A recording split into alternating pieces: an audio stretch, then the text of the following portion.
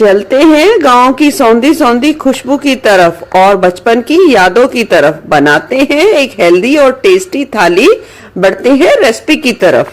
सबसे पहले हम मलाई से मक्खन बनाकर तैयार करेंगे। ये फ्रिज में स्टोर की हुई 1 किलो के करीब मलाई है। मलाई को नॉर्मल आप फ्रिज में ही स्टोर करें, भूलकर भी आप उसे फ्रीजर में स्टोर ना करें। और गर्मियों का मौसम है तो तुरंत ही निकालकर हम इसका मक्खन बना के तैयार करेंगे। मक्खन बनाने के लिए यहाँ मैंने हैंड ब्लेंडर ले लिया है। हैंड ब्लेंडर को हम इस तरीके से चलाते रहेंगे।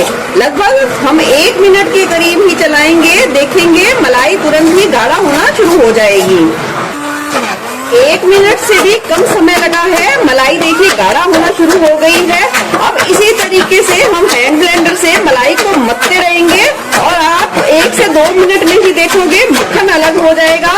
और यानी कि ये दूध, यानी कि जो मलाई का दूध या छाछ कह सकते हैं, जो भी है वो अलग हो जाएगा।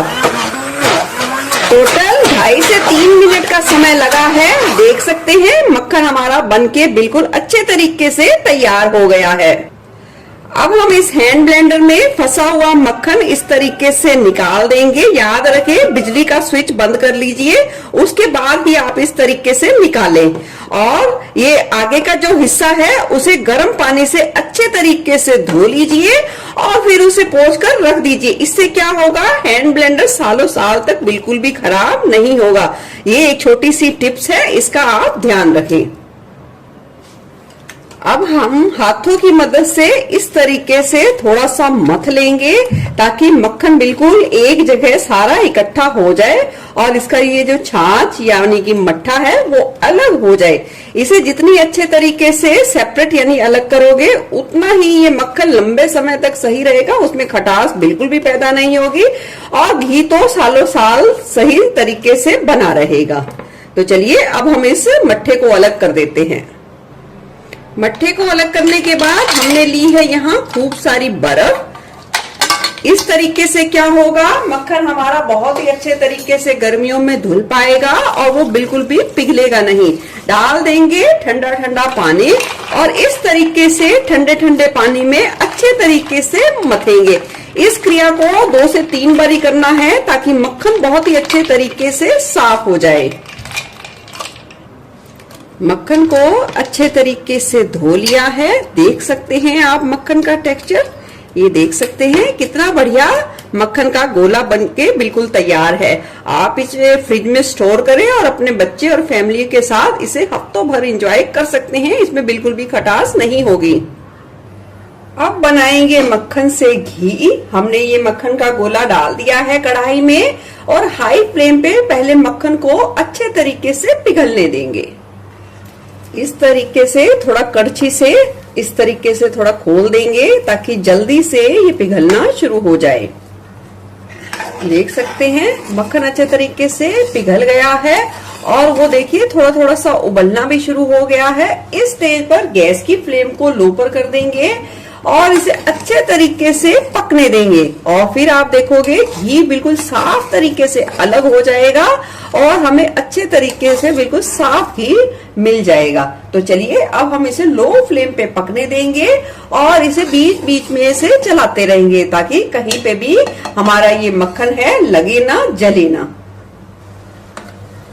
कुछ ही मिनटों बाद देख सकते हैं घी कुछ इस तरीके से बनके तैयार हो जाएगा और इस पे ये थोड़ी थोड़ी झाग है वो ठंडा करके हम छानेंगे तो वो बिल्कुल ही खत्म हो जाएगी।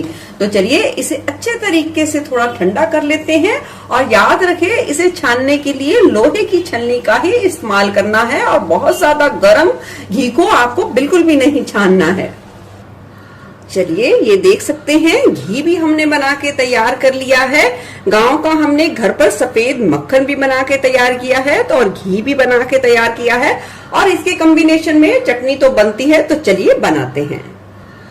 इस चटनी को हम बिल्कुल गांव के स्टाइल में बना के तैयार करेंगे। तो हमने सिलबट्टे पे ले लिया है 1 मुट्ठी के करीब धनिया पत्ता और ले लिया है यहाँ 15 से 20 पुदीना के पत्ते। जो हरा धनिया ली है उसमें हम थोड़े से डंठल का भी इस्तेमाल करेंगे। सबसे पहले हम इसे अच्छे तरीके से थोड़ा दरदरा सा कूट लेंगे।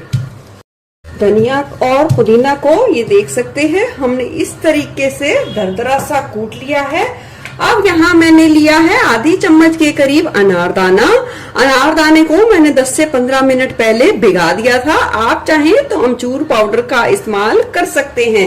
और डालेंगे हम स्वाद के अनुसार, यहाँ डाल देंगे हरी मिर्चें, डाल देंगे 2 से 3 कलियां या अपना टेस्ट जो आपको जितना पसंद हो उस हिसाब से डाल देंगे लहसुन।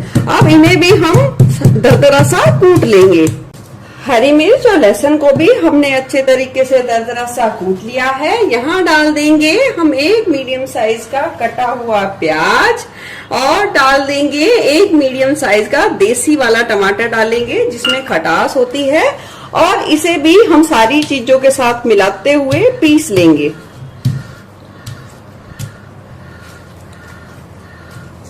चटनी देखिए पिसकर बहुत ही अच्छे तरीके से तैयार हो गई है।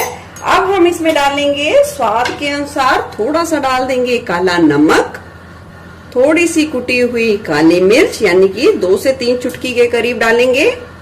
स्वाद के अनुसार डाल देंगे थोड़ा सा नॉर्मल नमक, छोटा सा टुकड़ा डाल देंगे गुड़ का, थोड़ा सा डाल देंगे भुना हुआ जीरा पाउडर। सभी चीजों को डालकर हम चटनी को फिर से सिलबट्टे की मदद से थोड़ा सा एक साथ कर लेंगे ताकि सारे फ्लेवर बहुत ही अच्छे तरीके से चटनी में उभर कर आए। चलिए, बिल्कुल हमने देसी गांव के स्टाइल में चटनी भी बनाकर तैयार कर ली है।